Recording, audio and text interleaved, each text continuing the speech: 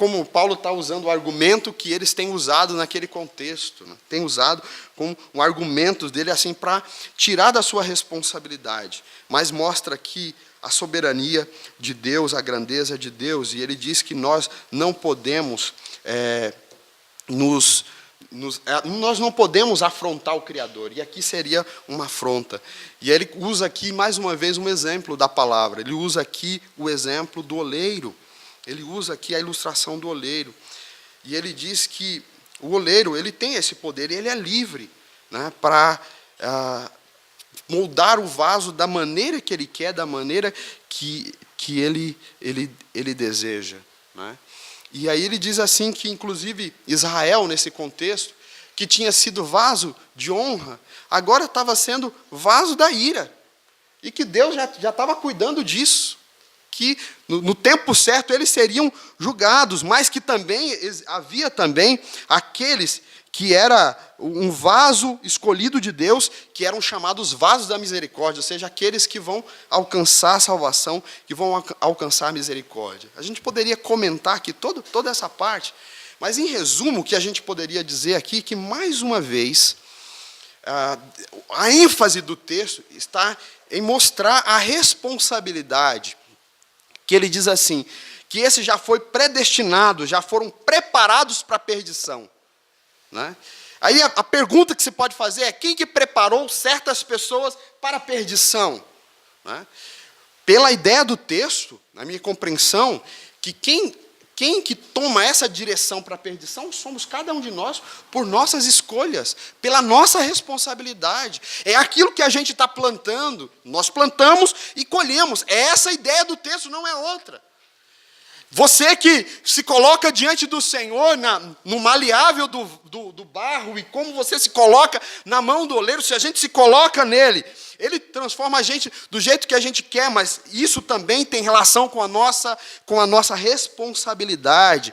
Nós somos responsáveis pela nossa própria rejeição de Deus. Ou Israel, que tinha o conhecimento de quem era o Cristo, que conhecia as profecias, eles não tinham nenhuma culpa na escolha que eles fizeram de virar as costas para Cristo, de renegar o Messias. Não, tudo aquilo estava sendo como consequência de suas escolhas.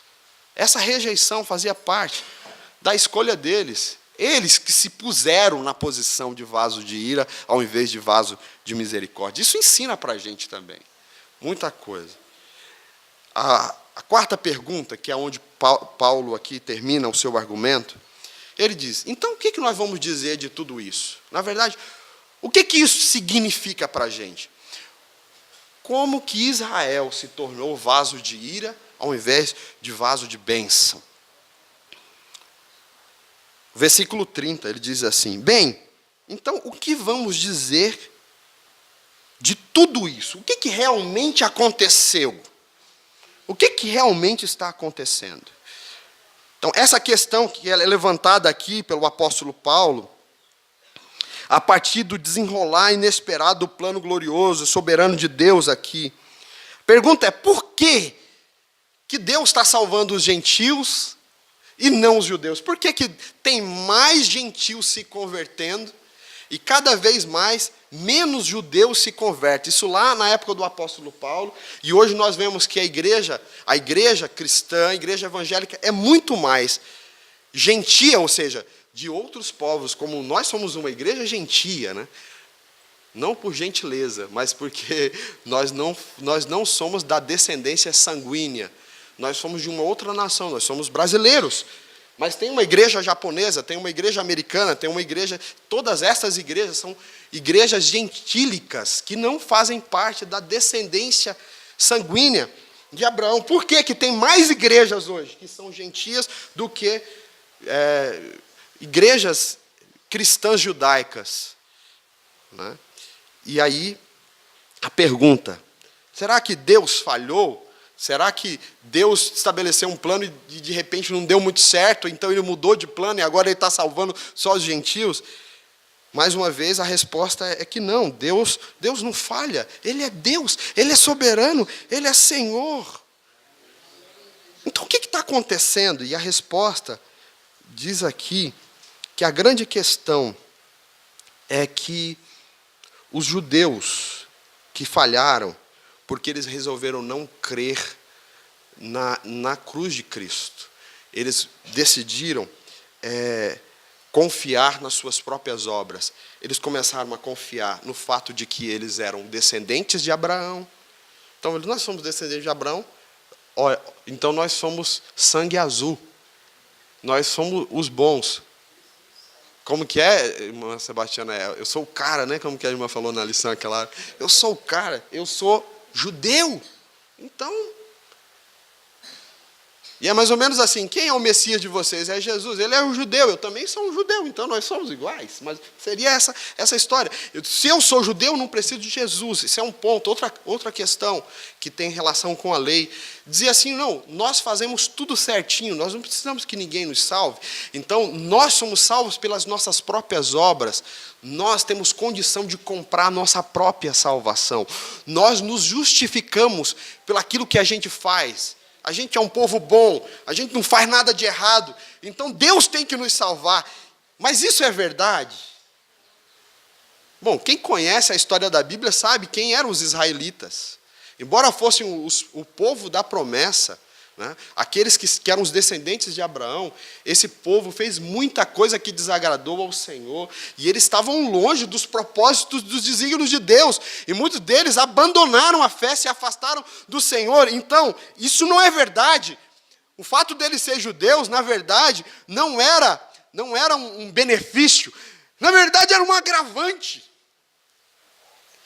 Pelo fato deles conhecerem, deles saberem as promessas, eles tinham o dever de reconhecer a Jesus.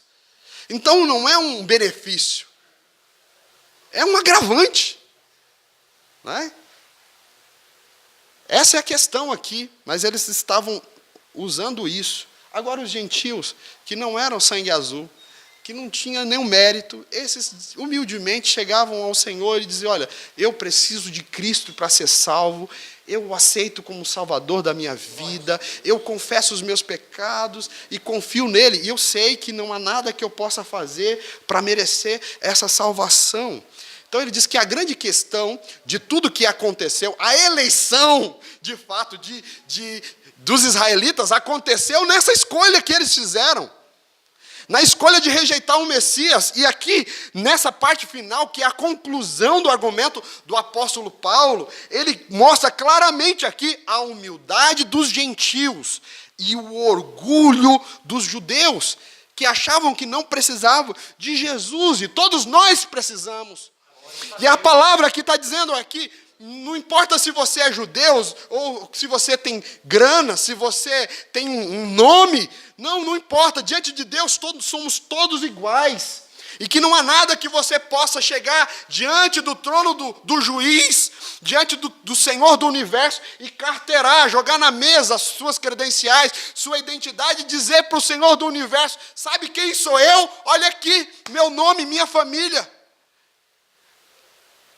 Quem que chega assim diante do Senhor, recebe aquela palavra lá de Mateus 24, quando Jesus diz, apartai de mim, maligno, eu não vos conheço. Eu nunca vi vocês não são da minha família. Não, mas nós somos filhos de Abraão. Não, os filhos de Abraão são aqueles que são filhos pela fé, aqueles que creem no Cristo, que seguem o Cristo. Eu sou o caminho, a verdade e a vida. Ninguém vai ao Pai senão por mim. Não é porque você é adventista da promessa, você vai para o céu, não. Você vai para o céu por causa do sangue de Jesus que te lavou. Não adianta se você dizer para chegar diante de Deus, Senhor, eu guardei o sábado, eu fui abstinente, eu conheço isso, eu sou filho de um dos fundadores, Senhor. Não, nada disso te salva. O que te salva é o sangue do Cordeiro imaculado, e humildade diante dele é que vai garantir a sua eleição. E se você crê, ele tem salvação. Lá, Atos 4:12, em nenhum outro nome há salvação, porque entre os homens, nenhum outro nome é dado, entre os homens pelo qual se importa que sejamos salvos. Só Jesus é o caminho. Ele é o caminho, ele é a verdade, ele é a vida. O ladrão veio senão para matar, roubar e destruir, mas ele veio para que nós tenhamos vida, e vida é só nele. Só ele é Senhor. E esse era o problema dos judeus. Eles achavam que eles eram bons demais para precisarem de um carpinteiro, para seguirem um homem simples da Galileia. Eles achavam que eles eram importantes demais para seguir um profeta simples que falava coisas simples. Um profeta que morreu numa cruz. Ele diz, não faz sentido nenhum, porque nós somos importantes demais para nos rebaixarmos tanto. De fato, Jesus se humilhou. De fato, Jesus foi humilde. A Bíblia diz que ele foi obediente ao Pai. Ele veio a esse mundo cumprir o propósito de Deus, e ele foi o escolhido para cumprir esta obra, essa missão. E diz a Bíblia que ele foi obediente, ele veio a esse mundo. Ele, não tendo a posição de Deus, não teve como usurpação ser igual a Deus, mas ele aniquilou-se, ele tomou a forma humana. Na forma humana ele tomou a função de servo, e na posição de servo ele foi obediente, e obediente até a morte, e morte de cruz. O nosso Senhor foi humilhado, o nosso Senhor foi rebaixado, o nosso Senhor desceu ao ponto mais terrível do ser humano. E o ponto mais terrível do ser humano não é nem a cruz. O ponto mais terrível do ser humano é a sepultura. Jesus enfrentou a cruz e desceu ao ponto mais baixo, que foi a sepultura. E ele fez isso por nos amar. Ele fez isso porque ele gostaria que o seu nome tivesse sido escrito no livro da vida. E a Bíblia diz que aquele que se envergonha do Cristo, Cristo se envergonhará dessa pessoa no céu, mas aquele que tem orgulho do Evangelho tem o nome escrito no livro da vida. O apóstolo Paulo diz, porque eu não me envergonho do Evangelho, porque é o poder de Deus para a transformação, tanto do judeu como do gentil. Eu não me envergonho, porque é essa palavra, esse Evangelho que salva. E os judeus tinham vergonha do fato de que Jesus se humilhou ao ponto de chegar à sepultura. Mas diz a palavra que no poder de Deus, Jesus foi tirado de lá. Jesus Cristo morreu, mas segundo as Escrituras, no terceiro dia, ele ressuscitou. O Pai tirou de lá.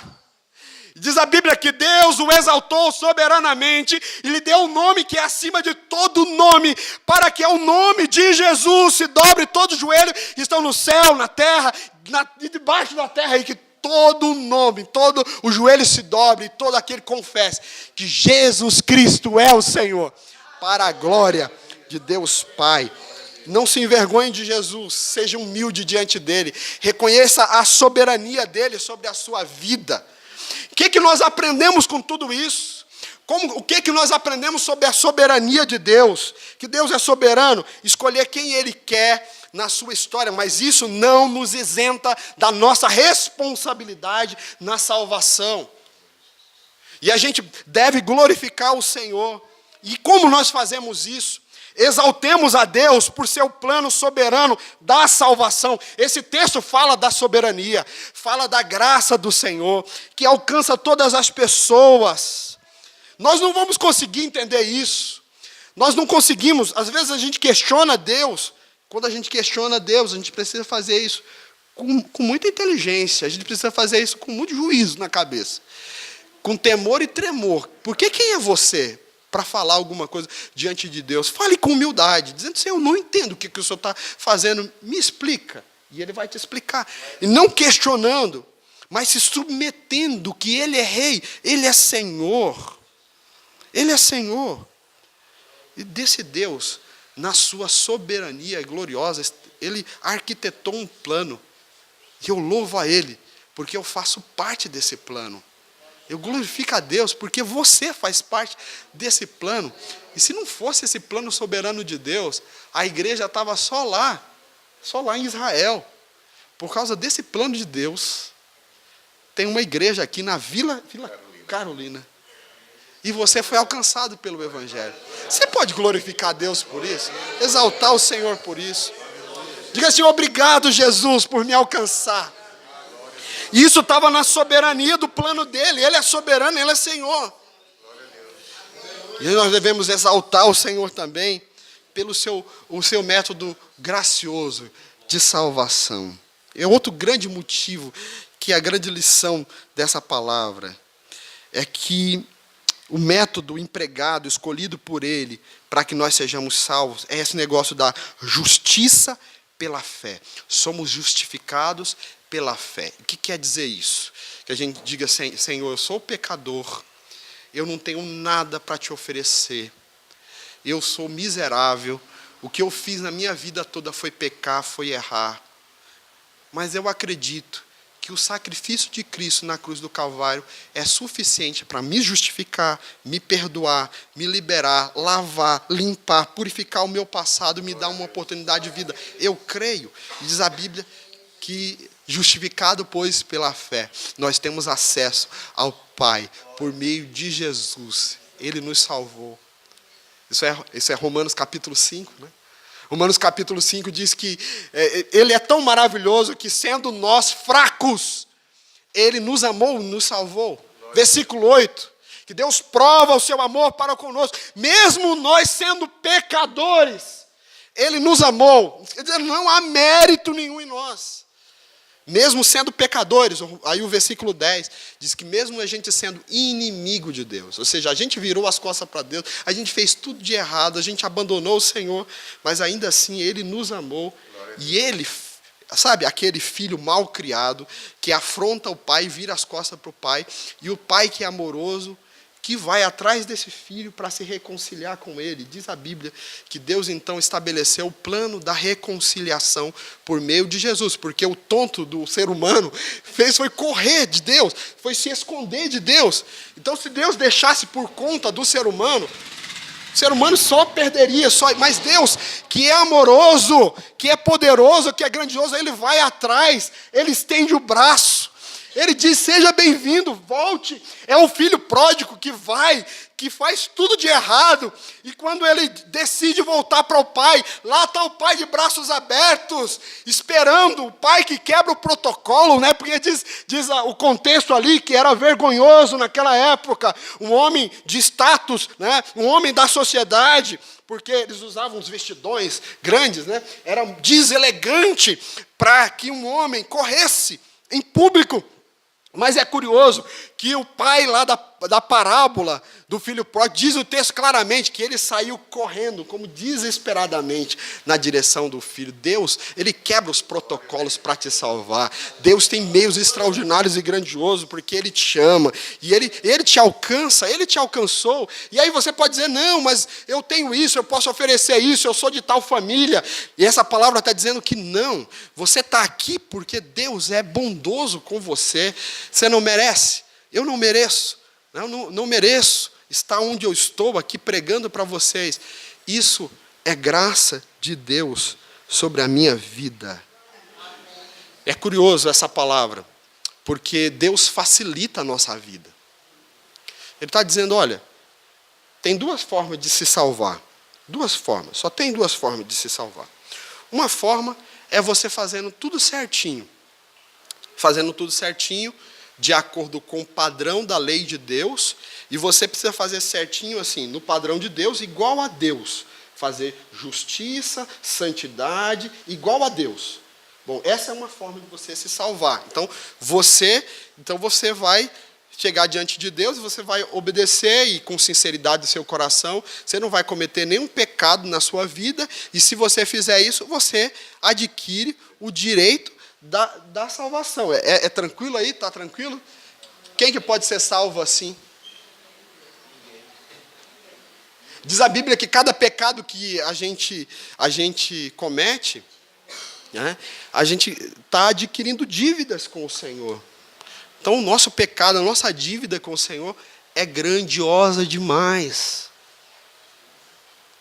Aí você fala, não, então, mas e se eu fizer uma coisa boa ou outra? Então imagina assim, você deve 1 bilhão para Deus.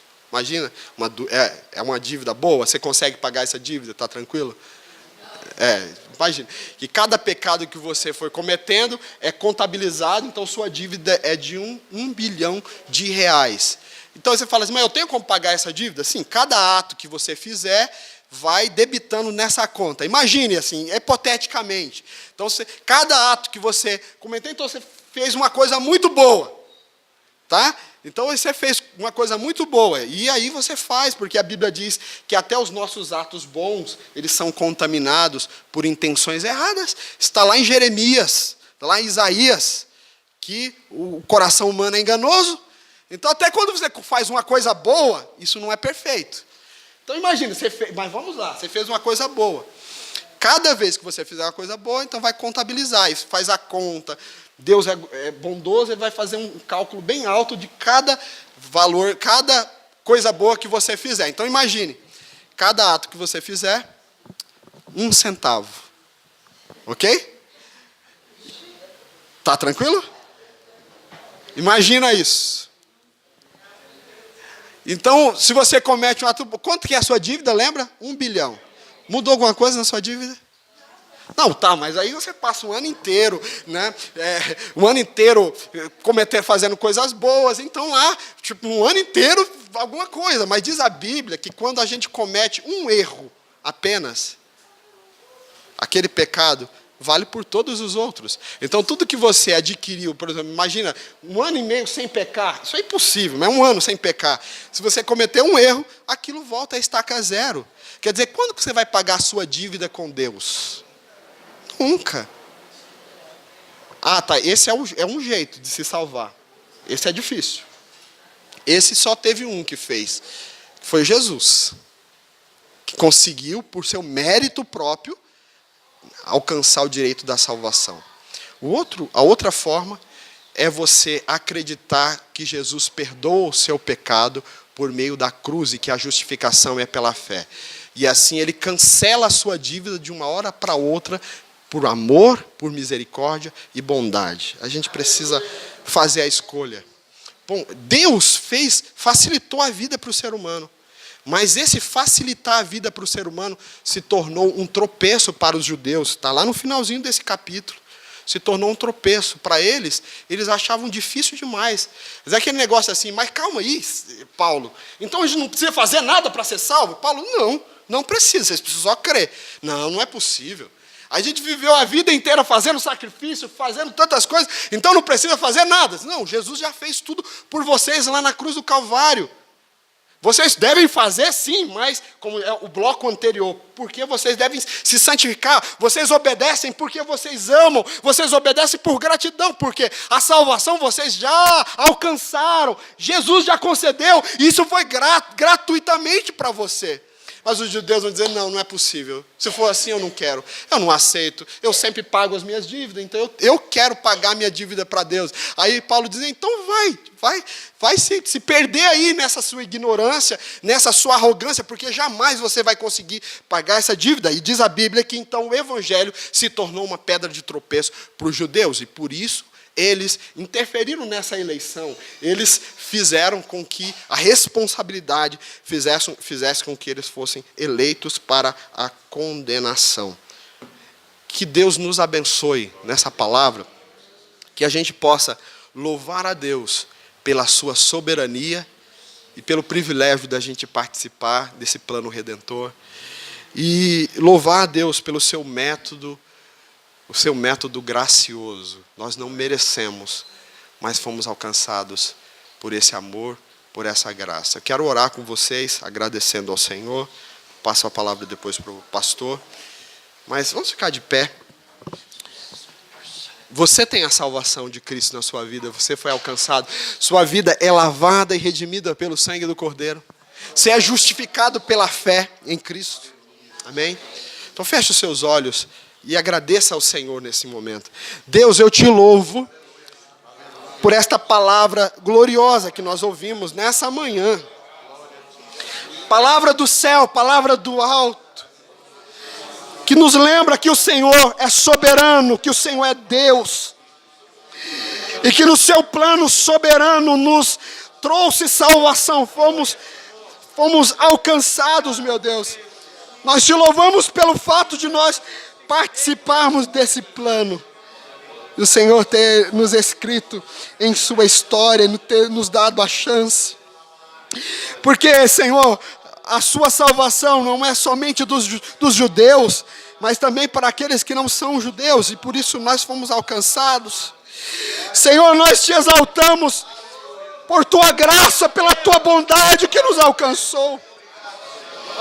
Nós não merecemos, a nossa dívida contigo é caríssima demais, o resgate da alma humana é caríssima demais, Senhor, mas o Senhor, por tua graça, estabeleceu o plano da reconciliação, e foi em nossa direção, e nos alcançou por meio de Jesus, e por isso sabemos que nenhum outro nome há salvação senão o nome de Jesus. Ele é o caminho, Ele é a verdade, Ele é a vida, e nós te louvamos, meu Deus, porque hoje podemos crer, nós podemos ter acesso a este evangelho gracioso, e fomos perdoados. Nós te louvamos pelo perdão que o Senhor nos dá, pela tua bondade, pela tua graça, e a tua alegria no nosso coração, que nós possamos, meu Deus, viver na tua presença, estar na tua presença, em todo o tempo, que nós possamos viver, meu Deus, de maneira que te agrada, meu Deus, que nós possamos viver